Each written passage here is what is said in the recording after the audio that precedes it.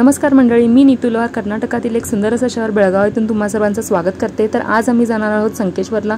हा गणपती आहे आमच्या गल्लीमधला, म्हणजेच आमच्या एरियामधला गणपती आहे। खूप सुबक होता, खूप छान होता।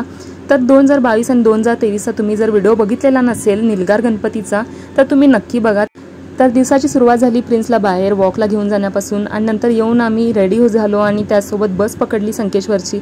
जर तुम्ही जाणारच असाल तर प्लीज लवकर जा। जेवढं लेट बाहेर पडाल तेवढंच लेट तुम्हाला दर्शन होईल। जर लवकर जाल तर लवकर दर्शन होईल। कुणीतरी माझ्या व्हिडिओवरती कमेंट टाकलं होतं की 21 दिवसांचाच का असतो, तर माझ्या माहितीनुसार मी जे ऐकलं आणि जे वाचलंय त्याप्रमाणे तरी 21 दिवस गणपतींचं सत्व असतं। म्हणजे ज्या दिवशी गणपती येतात त्यानंतर 21 दिवस हे सत्व असतं गणपतींचं, त्यामुळे 21 दिवस ठेवतात। पण या निलगार गणपतीचं मला रिझन माहिती नाही आहे। जर मी माहिती झालंच तर मी नक्की सांगेन शॉर्ट व्हिडिओमध्ये। आणि हे असे तुम्हाला गेल्यानंतर तिथे भेटतील तिलक लावणारे, आणि जसं तुम्ही पुढे जाल तसं तुमची एक्साइटमेंट वाढेल। तर ह्या गणपतीला पेढ्याचा आणि साखरेचा नैवेद्य दाखवला जातो। आम्ही इथे सुरुवातीलाच तुम्ही बघू शकता, गेल्यानंतर भरपूर दुकानं दिसतील तुम्हाला पेढ्याची वगैरे। तर या गणपतीचं टायमिंग आहे सकाळी 7 वाजल्यापासून रात्री 10 वाजेपर्यंत, असं तिथे बोर्ड तरी लावलेला आहे। जर तुम्हाला जायचं असेल तर लवकर जा।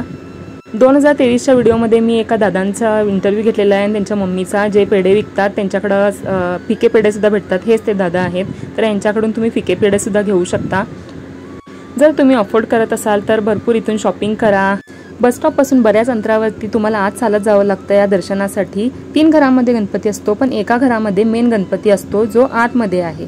आधी 2 गणपती असतात आणि त्यानंतर लास्टला एक असतो। तुम्ही कुणालाही विचारून जाऊ शकता।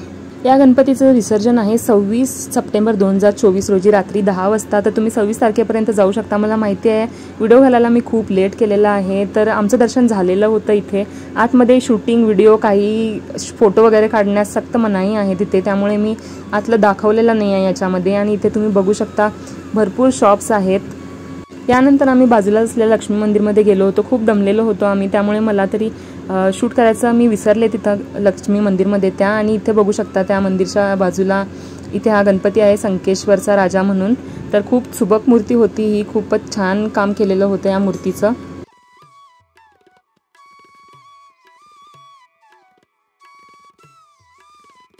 2022च्या व्हिडिओमध्ये हैदर शेट्टी सर जे आहेत ज्यांच्या घरी मेन गणपती असतो त्यांचा मी इंटरव्ह्यू घेतलेला आहे, तो सुद्धा तुम्ही व्हिडिओ बघू शकता। जर भेटत नसेल तर मला इंस्टाग्रामवरती फूडी विथ द पेट या आयडीवरती मला मेसेज करा, मी तुम्हाला लिंक नक्की पाठवेन। आणि त्याचसोबत आम्ही इकडे पुढे गेल्यानंतर माझ्या घरचे थांबले होते नाश्त्यासाठी।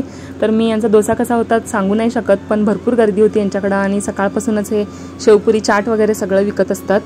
कन्नड आणि मराठी दोन्ही सुद्धा लोक इथे असतील, कारण इथे शिवाजी महाराजांची मूर्ती सुद्धा ठेवलेली होती। आणि त्यासोबत दरवर्षीप्रमाणे यावर्षी सुद्धा मी एक गॉगल खरेदी केलेला आहे। व्हिडिओ फक्त बघू नका मंडळी, तुमच्या मित्रमंडळींना रिलेटिव्हजना नक्की पाठवा। भरपूर ऊन चढलं होतं त्यामुळे मी जास्त काही शूट करू शकलेले नाही। आणि त्यासोबत आम्ही गेलो होतो बसस्टॉपला। आशा करते की सर्वांनी खूप एन्जॉय केला असेल गणपतीमध्ये, भरपूर महाप्रसाद खाल्ला असेल, खूप एन्जॉय केलं असेल। तर 26 तारखेपर्यंत या गणपतीला सुद्धा तुम्ही जाऊ शकता। तर व्हिडिओ आवडल्यास नक्की लाईक करा, कॉमेंट सेक्शनमध्ये तुमच्या प्रतिक्रिया कळवायला विसरू नका। लवकरच भेटूया नवीन व्हिडिओमध्ये, तोपर्यंत काळजी घ्या। Thank you, take care, bye bye.